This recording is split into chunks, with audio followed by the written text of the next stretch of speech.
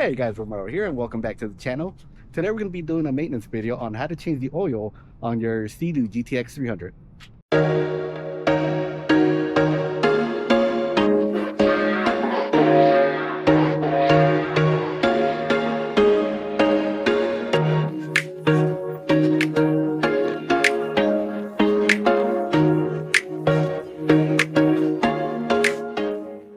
Alright guys, so let's talk about what we're going to need before we start the oil change. I like to start off with the Sea-Doo oil change kit. It pretty much comes with everything you need. It comes with 3.5 quarts of oil. It comes with the replacement filter and the gaskets that go on the oil filter cap. You're going to need an inverted E10 socket and a ratchet. You're also going to need the oil extractor, whether it's a pump or electrical or manual pump, a vacuum pump.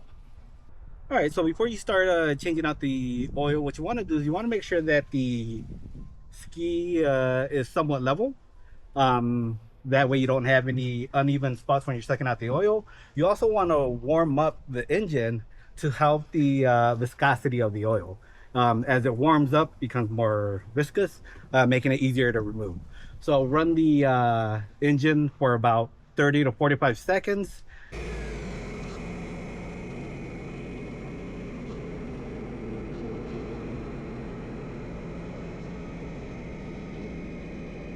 All right, so once you let the engine warm up, go ahead and remove the top cover just by pulling on top of it.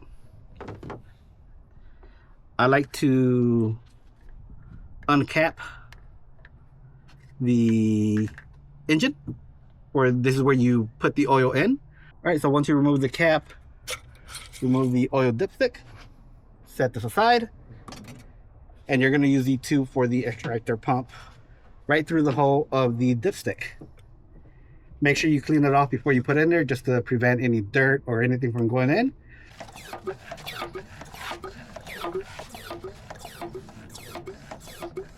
So this is a vacuum pump. So as you see, I pumped it up a little bit. It's going to start sucking the oil out. This can take a couple of minutes, about 15 to 20 minutes, simply because it's not an electric pump. During this time, what I like to do is inspect the inside of the hole, check the clamps and everything while I am waiting for the oil to be sucked out. All right, so when the pump starts getting a little bit of air coming in, as you see, the oil has stopped. What you want to do is you want to take the dipstick out, or the suction tube out. Close off the lid or the oil cap. Put the dipstick back in, and what we're gonna do is we're gonna rotate the engine a couple of times just to try to get a little bit more oil out of the motor. So the way you do that is you put your key in, you hold down the accelerator, and you press the start button. And what this is gonna do, this is gonna initiate the starter, rotate the motor, but it will not actually start.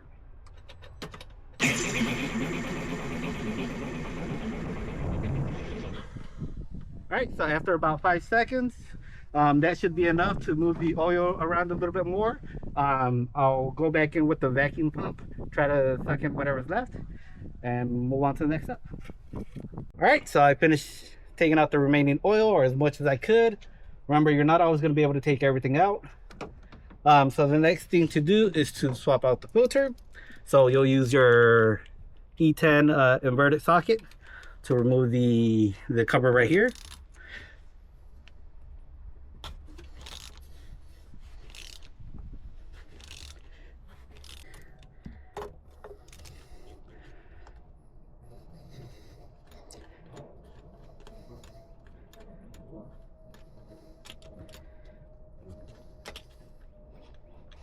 Why is it so tight? Oh, there it goes.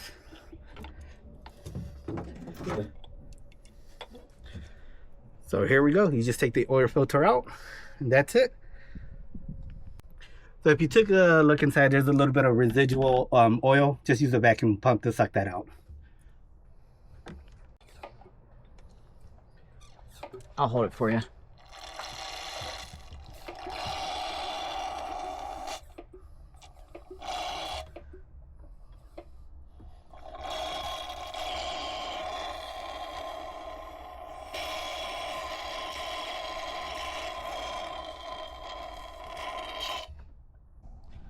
All right, so you see here, you have the old oil filter. You just take this off.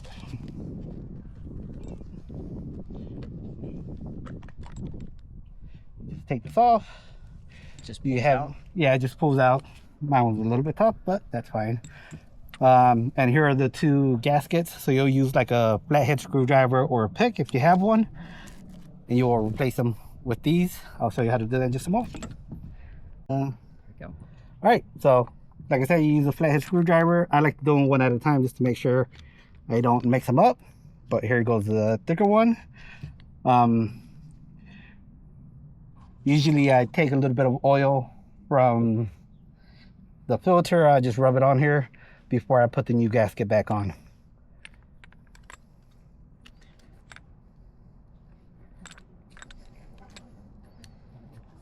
That's it. And now for the second gasket.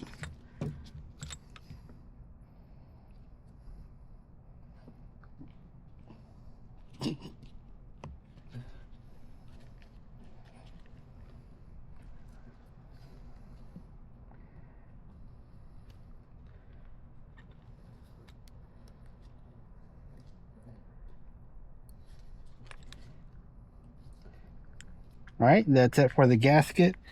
All right, so before you put the filter on, one of the things that you want to do is you want to tighten up this nut here, so that it holds this piece all the way to the top. You'll need your inverted socket and either pliers, wrench, or whatever, just to hold that nut and tighten it all the way. The reason you want to do this is because remember that gap I told you in the beginning where this kind of pops out a little bit? If this isn't seated all the way, it'll just expand that gap. So it's just nice to have it nice and snug.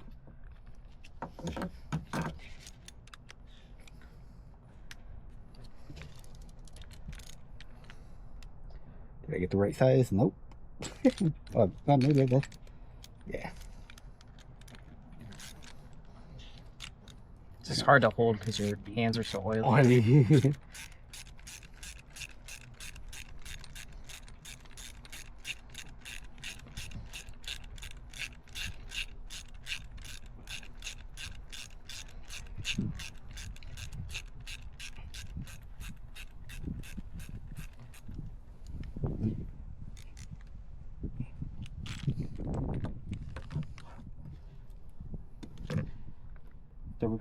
All right, so you see here, the nut's all the way to the top. It just sits there, and you just grab your filter, you pop it in.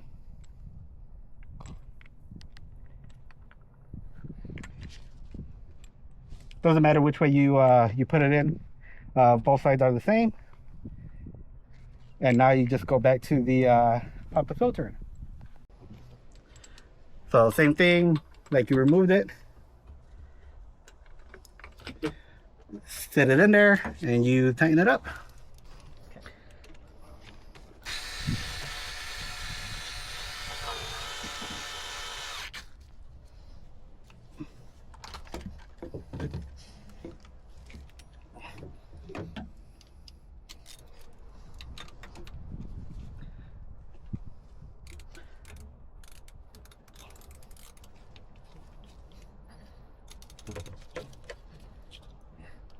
And just nice and snug. It doesn't have to be extra tight. Okay, so at this point you just need to refill the oil. Use a funnel if you're messy like me. Start putting it in. Usually I put in about 2.5 quarts, and then I run the engine for about 30 seconds. Again, let the oil warm up, viscosity move through the engine. But usually I put in about 3 quarts total. All right, so this is the third quart here. On this one, I like to put it almost all the way in. I go about 2.5, and then I'll check the oil levels.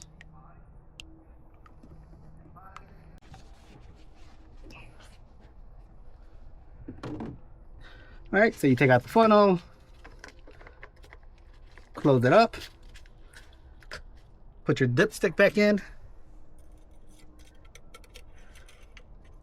and let it run for about 30 seconds.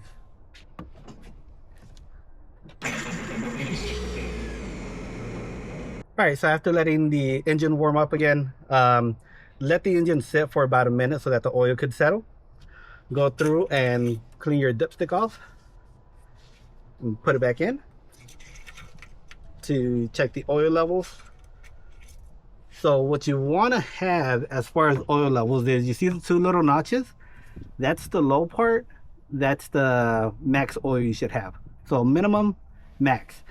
You want the oil to be just under the middle. Some people like to have it at the minimum, only because as you run the engine and it gets hotter, the oil level will go up again with the viscosity. So as you see here, I barely have any oil in it, so I'm going to go ahead and finish putting in what I have.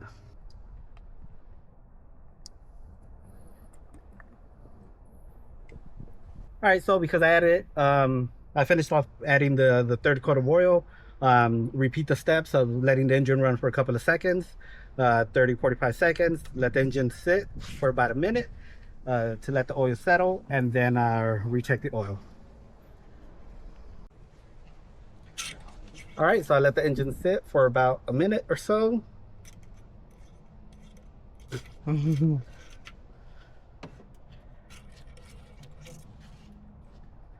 And as you see here, the oil level is just above the minimum you should have. That's pretty much perfect, what you're looking for. You don't want to overfill this. So that's exactly what we're looking for. Again, you did receive half a quart. Usually what I do is I carry this for about 1 or 2 runs after I change the oil. I bring it with me on the water and check the oil just in case, you know, just to make sure there's no leaks or anything. So for those of you that have a catch can, I recommend that you clear it out with every oil change as well. Mine, you just pop off the filter. I'll use the vacuum pump to suck out whatever is in there. And that's it. Can you? Yes.